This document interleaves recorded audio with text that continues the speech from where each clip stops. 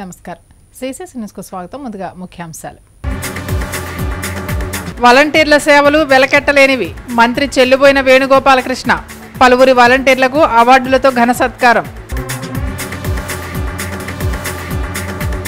గోదావరి తీరంలో ఘనంగా ఆధ్యాత్మిక కార్యక్రమాలు. ఆలయాల్లో విశేష పూజలు నిర్వహిస్తున్న భక్తులు. తెలుగు చలనచిత్ర సీమలో లెజెండరీ దర్శకులు కోడి రామకృష్ణ. సామాజిక సందేశాన్ని అందించిన చిత్రాల సృష్టికర్తకు ఎందరో అభిమానులు. ప్రభుత్వానికి ప్రజలకు మధ్య వారధిగా వాలంటీర్లు సేవలకు వెలకట్టలేనివని తూర్పుగోదావరి జిల్లా ఇన్ఛార్జ్ మంత్రి వేణుగోపాలకృష్ణ అన్నారు. దేశంలో ఎక్కడా లేని విధంగా రాష్ట్రంలో సీఎం వైఎస్ జగన్మోహన్ రెడ్డి సచివాలయ వ్యవస్థను అనుబంధంగా వాలంటీర్ సేవా వ్యవస్థను ప్రవేశపెట్టి దేశానికి ఆదర్శంగా నిలిచారని జిల్లా ఇన్ఛార్జ్ మంత్రి రాజమండ్రి రూరల్ వైకాపా కోఆర్డినేటర్ చెల్లిబోయిన శ్రీనివాస వేణుగోపాలకృష్ణ పేర్కొన్నారు. విరువనాల ముఖ్య కేంద్రమైన కడియం జిల్లా పరిషత్ ఉన్నత పాఠశాలలో నిర్వహించినటువంటి వాలంటీర్లకు వందన కార్యక్రమానికి మంత్రి వేణుగోపాలకృష్ణ ముఖ్య అతిథిగా పాల్గొన్నారు. వాలంటీర్లకు సేవా వజ్ర, సేవారత్న, సేవామిత్ర పురస్కార అవార్డులను స్థానిక నాయకులు అధికారులతో కలిసి అందజేయడం జరిగింది.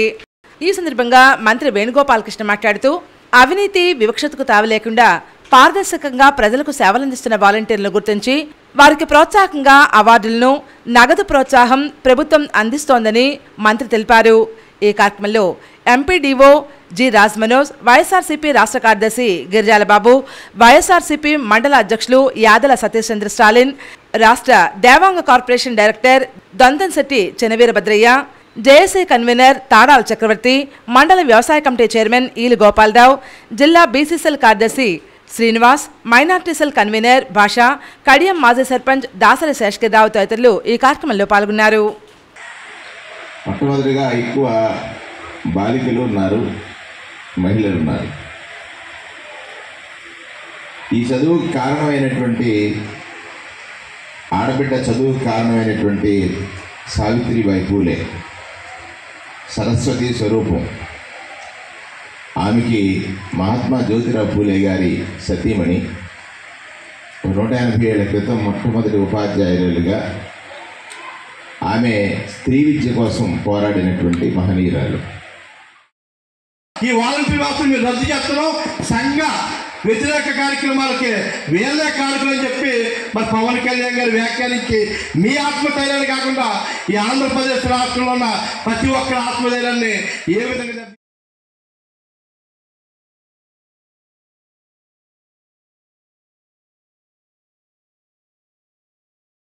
Rajahmundry Korukonda road PNT colony Sri Venkateswara Swamy ఆలయంలో బ్రహ్మోత్సవాల సందర్భంగా ప్రత్యేక పూజలు నిర్వహిస్తున్నారు.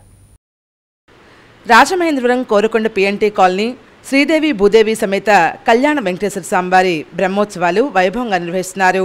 ఆలయ ప్రధాన అర్చకులు పెరవలి శేషాచార్యులు, పెరవలి సాయిరామాచార్యుల ఆధ్వర్యంలో పూజా కార్యక్రమాలు జరుగుతున్నాయి.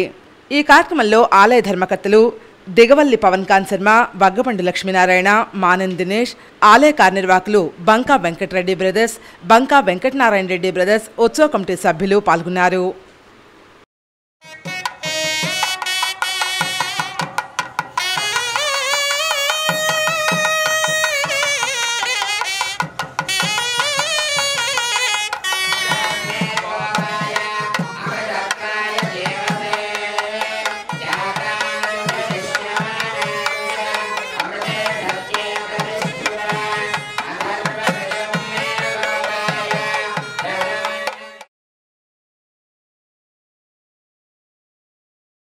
రాజమండ్రి సిటీ క్రిస్టియన్ అసోసియేషన్ ప్రధాన కార్యదర్శిగా కండవిల్లి లక్ష్మి నియమితులయ్యారు. దివంజరు గ్రామానికి చెందిన తెలుగుదేశం పార్టీ తూర్పుగోదావరి జిల్లా ఎస్ఎస్ఎల్ కార్యదర్శిగా పనిచేస్తున్న కండవిల్లి లక్ష్మిని రాజమండ్రి సిటీ క్రిస్టియన్ అసోసియేషన్ ప్రధాన కార్యదర్శిగా నియమిస్తున్నట్లు అసోసియేషన్ అధ్యక్షులు తాళ్లూరు రాజ్పాల్ నియామక పత్రం అందజేశారు. ఈ సందర్భంగా కండవిల్లి లక్ష్మి మీడియాతో మాట్లాడుతూ తాను చేసిన సేవలకు గుర్తింపు లభించిందని, అనాథలకు, వృద్ధులకు, వితంతువులకు, కుష్ఠరోగులకు తన శక్తి కొలది ఎన్నో సేవా కార్యక్రమాలు నిర్వహించారని, తాను చేసిన సేవలను గుర్తించి తాళ్లూరు రాజ్పాల్ అసోసియేషన్ ప్రధాన కార్యదర్శిగా నియమించినందుకు కృతజ్ఞతలు తెలియజేశారు. నేను చేసిన సేవను గుర్తించి ఈరోజు నాకు ఈ ఉన్నతమైన స్థానాన్ని కల్పించినందుకు ప్రత్యేకమైన ధన్యవాదాలు తెలియజేస్తున్నాను. ఈ గొప్ప అవకాశం నాకు కల్పించిన ప్రతి ఒక్కరికి, నాతో పాటు ఉన్న సభ్యులందరికీ శుభాకాంక్షలు తెలియజేస్తూ, ఈ గొప్ప అవకాశం నాకు కల్పించిన తాళ్ళూరి రాజపాలయ్య గారికి ప్రత్యేకమైన అభినందనలు కూడా తెలియజేస్తూ,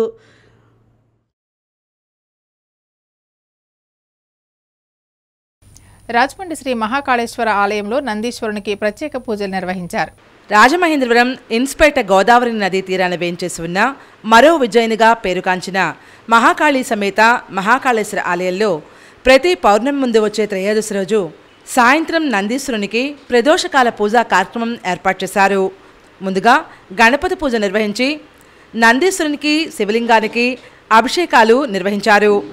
ఆలయ ప్రధాన అర్చకులు ఆదిత్య కుమార్ శర్మ బ్రహ్మత్వంలో ఆలయ వ్యవస్థాపకులు పట్టపగుల వెంకట్రావు ఆధ్వర్యంలో ఈ కార్యక్రమాలు జరిగాయి. భక్తులు అధిక సంఖ్యలో పాల్గొని అభిషేకాలు నిర్వహించారు.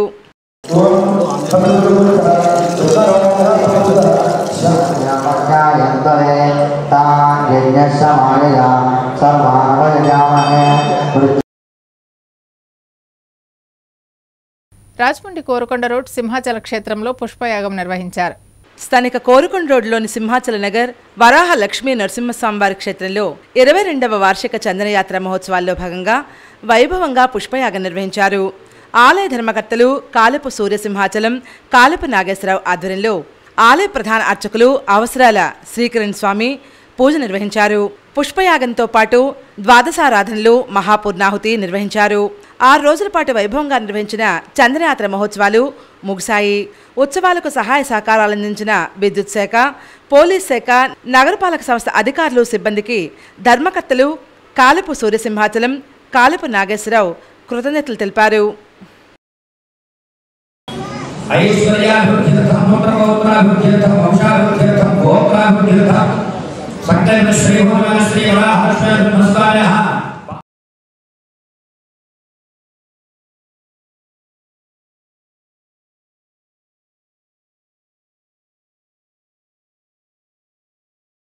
పిఠాపురంలో పాదగయ క్షేత్రం శ్రీ కుకుటేశ్వర స్వామి ఆలయంలో దివ్య కళ్యాణోత్సవాలకు భారీ ఏర్పాట్లు చేస్తున్నారు. ప్రసిద్ధ శైవక్షేత్రమైన పిఠాపురంలో పాదగయ క్షేత్రం కుకుటేశ్వర స్వామివారి ఆలయంలో రాజరాజేశ్వరి సమేత ఉమా కుకుటేశ్వర స్వామివారి దివ్య కళ్యాణ మహోత్సవాలు మార్చి 6 నుండి మార్చి 11 వరకు నిర్వహిస్తారు. మార్చి 8న మహాశివరాత్రి ఉత్సవం అత్యంత వైభవంగా నిర్వహిస్తారు. ఈ కళ్యాణ శివరాత్రి మహోత్సవాలకు సంబంధించిన ఆహ్వాన గోడ ప్రచార పత్రికలను పిఠాపురం ఎమ్మెల్యే పెండం దొరబాబు చేతుల మీదుగా ఆవిష్కరించారు. ఈ సందర్భంగా ఎమ్మెల్యే దొరబాబు పాదగయ క్షేత్రం దేవస్థానం ఈవో పులి నారాయణమూర్తి మీడియాతో మాట్లాడారు. పట్నంలోని ఎమ్మెల్యే క్యాంపు కార్యాలయంలో జరిగిన ఈ కార్యక్రమంలో కుకుటేశ్వర స్వామి దేవస్థానం మాజీ చైర్మన్ ఆగంటి ప్రభాకర్, గండేపల్లి బాబీ, తుమ్మలబాబు, దంగేటి ఆదినారాయణ, పల్లా శ్రీను, నడిగట్ల చింతలరావు, కర్రి దుర్గాప్రసాద్, వజ్రపు వీరేష్, బతిని రాజశేఖర్, పాలిక ప్రవీణ్, రాజేష్, దేవస్థాన పురోహితులు సుబ్బన్న, మౌళి తదితరులు పాల్గొన్నారు. ఈ ఏదైతే ప్రతి సంవత్సరం ఎంత వైభవంగా జరిగినాయో ఈ కార్యక్రమాలన్నీ కూడా ఈ మహాశివరాత్రి సంబరాన్ని ప్రజలకి ఏ రకమైన ఇబ్బంది లేకుండా సంపూర్ణంగా వారు దేవుడి దర్శనం చేసుకునే విధంగా ఆలయ పండితులు అందరూ కూడా, అలాగే మా నాయకులందరూ కూడా సమిష్టిగా ఈ పిఠాపురం పాదగయ క్షేత్రం ప్రతి సంవత్సరం కన్నా ఈ సంవత్సరం బాగా జరిగిందనే దిశగా వీరందరూ కూడా తీసుకెళ్తారని.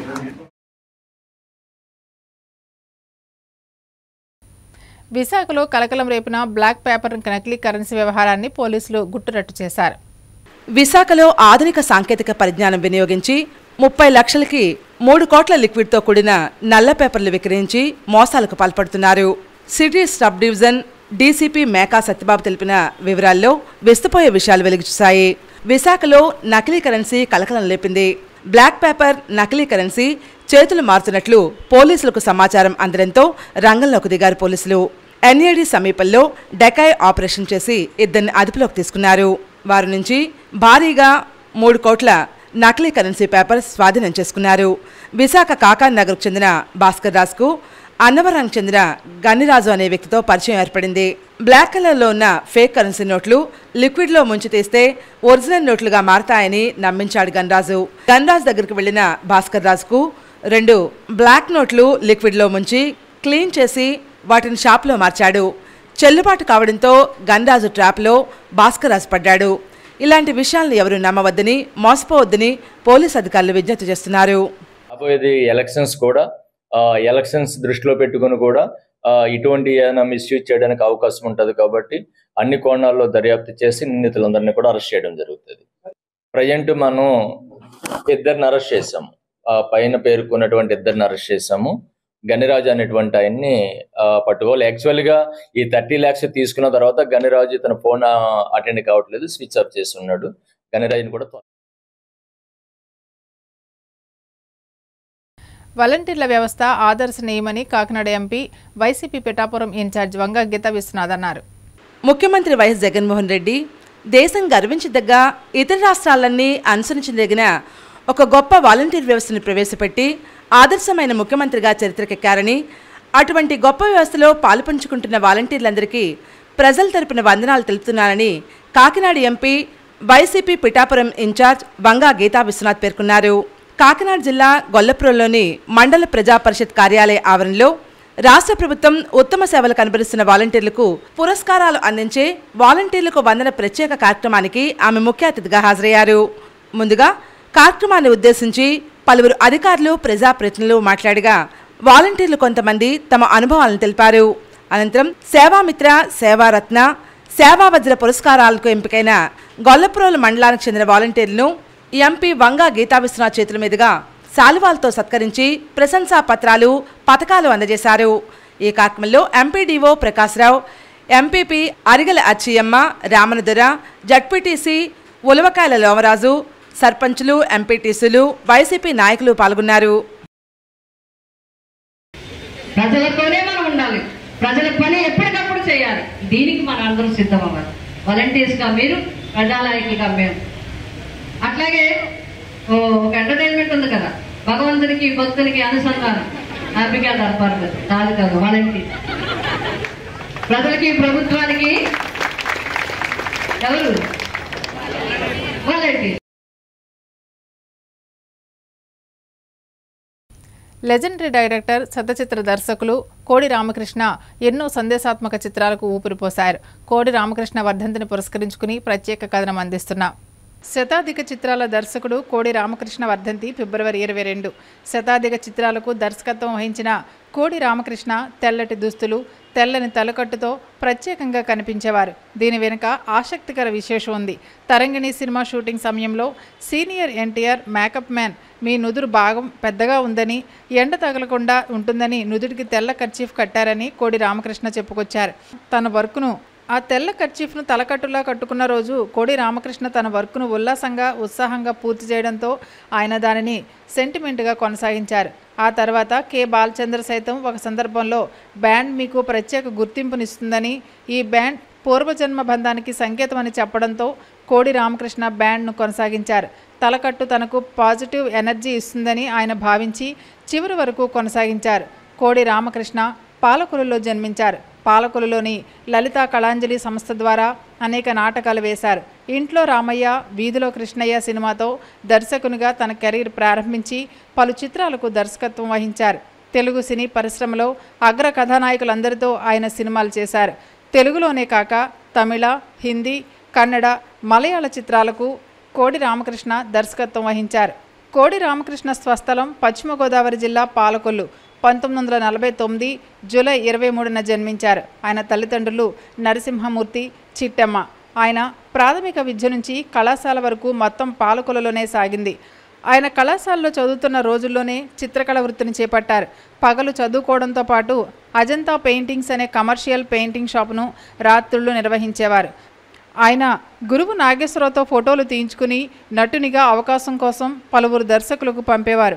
అయితే ఆ విషయం తెలిసిన ఆయన తండ్రి నరసింహమూర్తి, మన వంశంలో డిగ్రీ వరకు చదువుకున్న వారే లేరు, నువ్వు డిగ్రీ పూర్తి చేస్తే చూడాలని ఉంది, డిగ్రీ చదివాక నీకేది చెయ్యాలని తోస్తే ఆ పనే చేసుకో అని కోరారు. దాంతో అప్పటి నుంచి సినిమా ప్రయత్నాలు మానుకుని డిగ్రీ పూర్తి చేశారు. పాలకొల్లుపట్నం పలువురు నాటక కళాకారులు, సినీ కళాకారులను అందించడంతో పాటు లలిత కళలకు ప్రోత్సాహకరమైన వాతావరణం నెలకొంది. దాంతో చిన్నతనం నుంచి రామకృష్ణకు కూడా నాటకాల పట్ల చాలా ఆసక్తి ఉండేది. అత్యంత చిన్న వయసు నుంచి నాటక ప్రదర్శనల పట్ల ఆసక్తితో నాటకాల్లో ప్రయత్నించేవారు. ఉన్నత పాఠశాల రోజుల నుంచి చదువుతో పాటు నాటకాలు ఆడేవారు. ఆయన కాలేజీ రోజుల్లో సాధారణ నాటక ప్రదర్శనలతో పాటు టికెట్ నాటకాలు కూడా ఆడేవారు. అందుకోసం మద్రాసు నుంచి కాకరాల వంటి నాటకరంగ ప్రముఖులను కూడా నటించేందుకు రప్పించేవారు. రామకృష్ణ తన స్నేహితులతోనూ రకరకాల ఊతపదాలు, మేనరిజాలు ఉన్నవారిని ఎన్నుకుని అంతకు తగ్గ పాత్రలు సృష్టించి వారితో నటింపచేసేవారు. దాసరి నారాయణరావు తొలి చిత్రం తాత మనవడు చూశాక రామకృష్ణ మనస్సులో దర్శకత్వ శాఖలో పనిచేస్తే ఈయన వద్దే పనిచేయాలన్న దృఢ సంకల్పం ఏర్పడింది. ఆ సినిమా అర్ధశత దినోత్సవం పాలకొల్లులోని మారుతి టాకీస్లో జరిగే సందర్భాన్ని పురస్కరించుకుని దాసరి వద్ద తన కోరికను వెలుబుచ్చారు. ఆయన డిగ్రీ పూర్తి చేసుకుని వస్తే చూద్దామనడంతో రామకృష్ణ డిగ్రీ పూర్తి చేసుకుని ఆ విషయాన్ని దాసరికి ఉత్తరం రాశారు.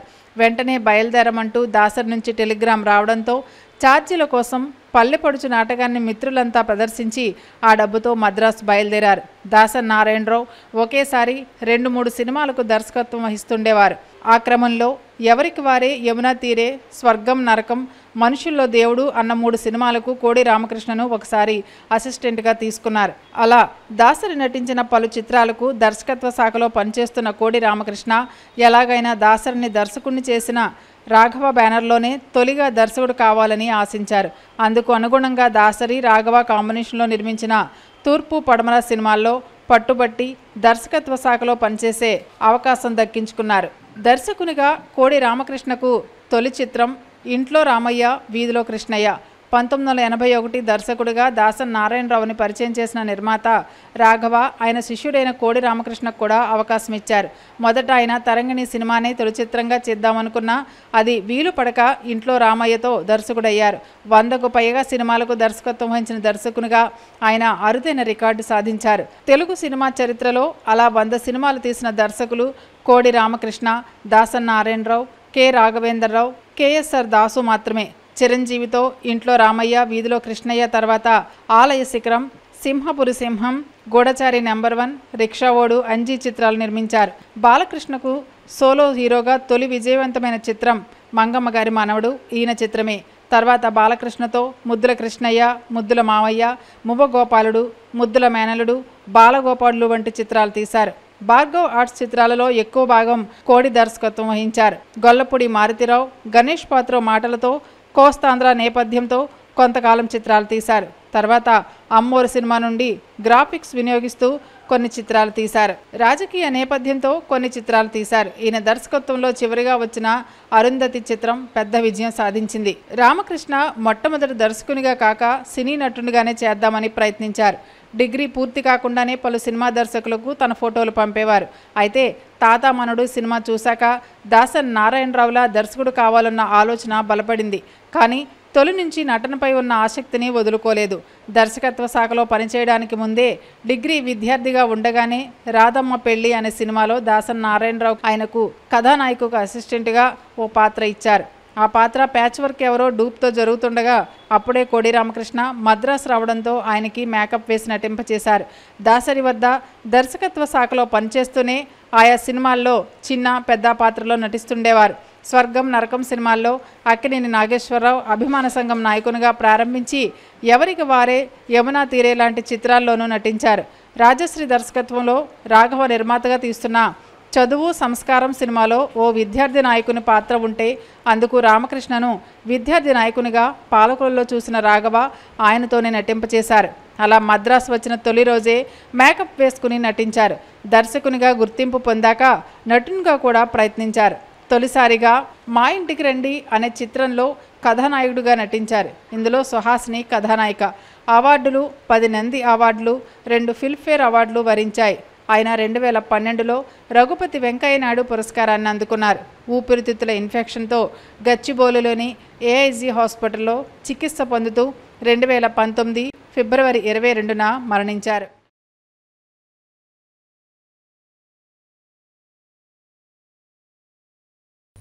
దశాబ్ద కాలంగా రేడియో శ్రోతలను అద్భుతమైన వాక్చాతుర్యం, మధురమైన మాటలతో radio jockey Binaca Geetmala Ameen Sayani ఆకట్టుకుంటున్నారు. ఐకానిక్ రేడియో జాకీ, సంగీత రేడియో వినోద ప్రపంచం ఓదురవుతార. అమీన్ సయానిక బినాకా గీత్మాల. రేడియోలో అమీన్ సయానీ గంభీరమైన కంఠం వినని ఆనాటి తరం వారు ఉండరంటే అతిశయోక్తి కాదు. ఆయన రేడియో ప్రవక్తగా ప్రసారమైన బినాకా గీత్మాల వస్తోందంటే 70-80 దశకాల్లో కుటుంబమంతా రేడియోను అంటిపెట్టుకుని కూర్చునేవారు. ఈ కార్యక్రమం ద్వారా సయానీ కాశ్మీర్ నుంచి కన్యాకుమారి వరకు ఎనలేని ప్రాచుర్యం పొందారు. హిందీ రాని దక్షిణాది రాష్ట్రాల వారికి కూడా సయానీ చిరుపరిచితుడిగా ఉండేవారు. నాటి రోజుల్లో సినీ నటుల కన్నా ఆయనకు ఎక్కువ పాపులారిటీ ఉండేది అంటే నమ్మాల్సిందే. బుధవారం ఆయన ముంబైలో 91 ఏళ్ల వయసులో కన్నుమూశారు. ఇప్పుడంటే సెల్ ఫోన్లు, టీవీలు, యూట్యూబ్ వంటి ఎన్నో వినోద సాధనాలు వచ్చాయి. కానీ నాడు ప్రజలకు రేడియోయే ప్రధాన సాధనం కావడంతో ఇంటింటా సయానీ పేరు మారుమోగిపోయేది. సయానీ సంప్రదాయ భాయ్యో ఔర్ బెహ్నోకి విరుద్ధంగా బెహ్నో ఔర్ భాయ్యో అని ప్రేక్షకులను సంబోధించే అతని శైలి ఇప్పటికీ నాటి శ్రోతలు గుర్తు చేసుకుంటారు. అమీన్ సయానీ 21 డిసెంబర్ 1932న ముంబైలోని గుజరాతీ మాట్లాడే ముస్లిం కుటుంబంలో జన్మించారు. తల్లి కుల్సూమ్ స్వాతంత్ర సమరయోధురాలు, మహాత్మా గాంధీకి సన్నిహితురాలు. అందుకే సయానీ తనను తాను గాంధేయవాదిగా పిలుచుకునేవారు. అతను కాశ్మీరీ పండిట్ రామమట్టును వివాహం చేసుకున్నారు. సయానీ 1951 నుండి 54,000 రేడియో ప్రోగ్రాంలు, 19,000 ఇతర కార్యక్రమాలు చేశారు. ఎవరికీ తెలియని విషయం ఏమిటంటే తొలుత టాటా ఆయిల్ మిల్స్ లిమిటెడ్ యొక్క మార్కెటింగ్ విభాగంలో 1960-62 సమయంలో బ్రాండ్ ఎగ్జిక్యూటివ్గా పనిచేశారు. కంపెనీకి చెందిన హమామ్ మరియు జై సబ్బులు విక్రయించేవారు. అమీన్ సయానీ తన సోదరుడు హమీద్ సయానీ ద్వారా నాటి బొంబాయి ఆల్ ఇండియా రేడియోకు పరిచయమయ్యారు. అక్కడ 10 ఏళ్ల పాటు ఆంగ్ల కార్యక్రమాల్లో అమీన్ నిర్వహించారు. బూత్ బంగ్లా, తీన్ దేవియన్, బాక్సర్ మరియు కత్లా వంటి అనేక చిత్రాలలో సయానీ అనౌన్సర్ పాత్రలో కనిపించడం విశేషం. 2007లో న్యూఢిల్లీకి చెందిన ప్రతిష్టాత్మక హిందీ భవన్చే హిందీ రత్న పురస్కారం పొందారు సయానీ. బినాకా గీత్మాల 1952 నుండి ప్రసారం చేయబడింది. ప్రధానంగా రేడియో సిలోన్ ద్వారా, తర్వాత వివిధ్ భారతి ద్వారా మొత్తం 42 సంవత్సరాలకు పైగా ప్రసారమైంది. సయానీ రేడియో సిరీస్ను వాస్తవ ఎయిడ్స్ కేసుల ఆధారంగా 13 ఎపిసోడ్లను నాటక రూపంలో నిర్మించారు. ప్రముఖ వైద్యులు, సామాజిక కార్యకర్తలతో ఇంటర్వ్యూలతో సహా ప్రారంభమైంది. నాడు వీటికి సంబంధించిన ఆడియో క్యాసెట్లను అనేక స్వచ్ఛంద సంస్థలు కొనుగోలు చేసి క్షేత్రస్థాయిలో ప్రచారం చేయడం విశేషం. సయానీ 1976 నుండి భారతీయ రేడియో కార్యక్రమాలు, వాణిజ్య ప్రకటనలను అంతర్జాతీయ స్థాయికి తీసుకువెళ్లారు. అలాగే అతను విదేశాలలో రేడియో స్టేషన్లకు నేరుగా అనేక ప్రదర్శనలు ఇచ్చారు. సయానీ 2009లో కేంద్రం నుంచి పద్మశ్రీ పురస్కారం పొందారు. అనేక అవార్డులు, రివార్డులు పొందారు. 1992లో పర్సన్ ఆఫ్ ది ఇయర్ అవార్డుతో లిమ్కా పుస్తకంలో స్థానం పొందారు.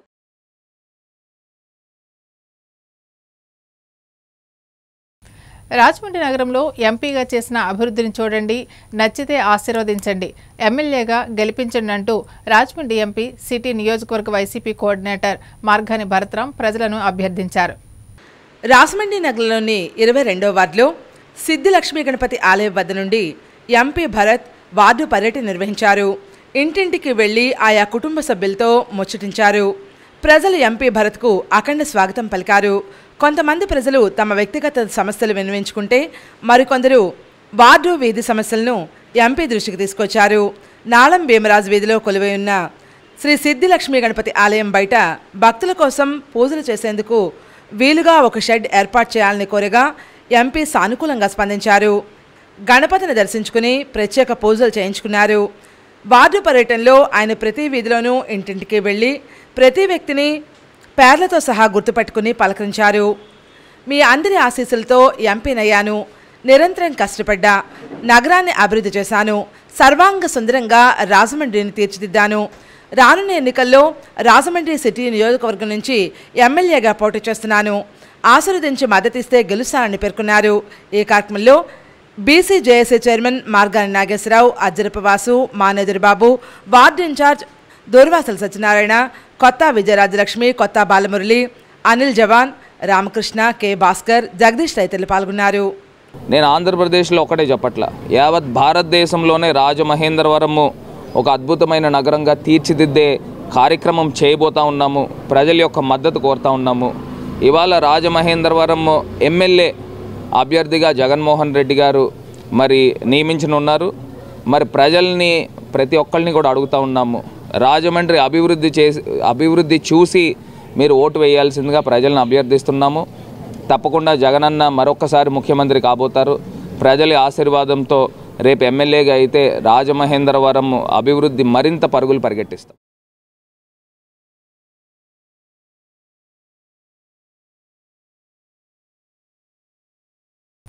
రాజమండ్రి పరిసర ప్రాంతాల్లో జరిగిన కార్యక్రమాలను మనం ఓసారి వీక్షిద్దాం. రాజమండ్రిలో మెగా ప్రిన్స్ వరుణ్ మీడియా ప్రతినిధుల సమావేశంలో మాట్లాడారు. ఆపరేషన్ వాలంటీర్ మూవీతో అలరించేందుకు రెడీ అయ్యారు. పుల్వామా దాడి తర్వాత పాక్పై భారత వైమానిక దళం తెచ్చుకున్న ప్రతీకారం నేపథ్యంలో ఆపరేషన్ వాలంటీర్ సినిమా రూపుదిద్దుకుందని వివరాలు వెల్లడించారు. అన్ని వర్గాల ప్రేక్షకులను ఆకట్టుకుంటూ విమర్శకుల ప్రశంసలు కూడా అందుకునేలా తెలుగు ప్రేక్షకులకు ఈ సినిమా ఒక కొత్త రకమైన అనుభూతినిస్తుందని విశ్లేషించారు. అంటే క్యారెక్టరైజేషన్ వెనకాల బిహేవియర్ చేయొచ్చు, కానీ ఎయిర్ బేస్ చేసే విధానం కానీ, యాక్ట్ చేసే విధానం కానీ, ఫ్లైట్ నడిపేటప్పుడు ఆయన అన్ని డీటెయిలింగ్ కూడా చాలా ఎంత నిజానికి దగ్గరలోనే అంత నిజానికి దగ్గరలో ఉండాలి. సో ఆ ప్రయత్నంలో వాళ్ళిద్దరిని సెట్లో పెట్టారు. వాళ్ళు సో వాళ్ళకి నచ్చేటట్టు వాళ్ళు గర్వపడేలాగా ఉండాలి. లేకపోతే మన డిఫెన్సెస్ కానీ, మన మినిస్టర్ ఆఫ్ డిఫెన్స్ కానీ, లేకపోతే మన air force, Indian air force కానీ, ఎనీ ఆర్మ్ ఫోర్సెస్ మన ఇండియాలో ఉండి వాళ్ళందరూ కూడా గర్వపడే సినిమా ఇది అవ్వాలి అనే ఉద్దేశం మాత్రం మాకు 100%. వార్తలు ముగించే ముందు ముఖ్యాంశాలు మరోసారి. వాలంటీర్ల సేవలు వెలకెట్టలేనివి, మంత్రి చెల్లుబోయిన వేణుగోపాలకృష్ణ. పలువురి వాలంటీర్లకు అవార్డులతో ఘన సత్కారం. గోదావరి తీరంలో ఘనంగా ఆధ్యాత్మిక కార్యక్రమాలు, ఆలయాల్లో విశేష పూజలు నిర్వహిస్తున్న భక్తులు. తెలుగు చలనచిత్ర సీమలో లెజెండరీ దర్శకులు కోడి రామకృష్ణ. సామాజిక సందేశాన్ని అందించిన చిత్రాల సృష్టికర్తకు ఎందరో అభిమానులు. సిసిసి సమాప్తం. నమస్కారం.